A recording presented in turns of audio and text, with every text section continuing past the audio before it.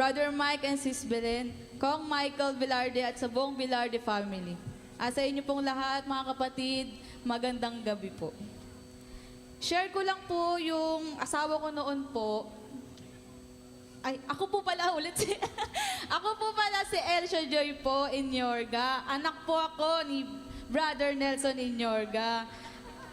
Sabi niya po, siya daw po nag-iisang cute sa gospel choir. Sabi niya po yun na. Anak po ako remind ko ulit, anak po ako, di po ako asawa.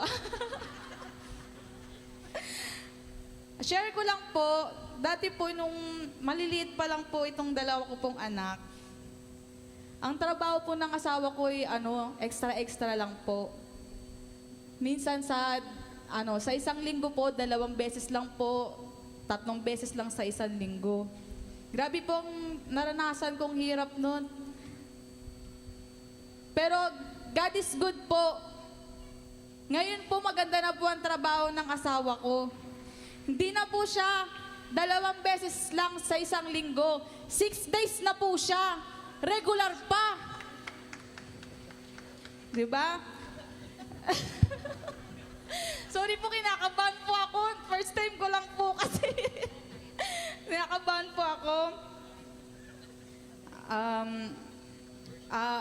I-share ko lang din po na isa po akong amateurista. Sumasabak po ako sa mga singing contest. Nananalo po, awa ng Diyos. Nananalo po ako. Pero, mas nasimulan ko po na mag-serve kay El Shaddai sa pamamagitan ng pag-awit sa kanyang gawain. Hindi ko po naiisip na baka matalo po ako. Kasi pag kay El Shaddai ka umaawit, tsak yun, lagi kang panalo. Lagi kang tagumpay. Sabi ko, bago po ako umakyat dito sa stage po, sabi ko, Lord, huwag po sana akong maiyak.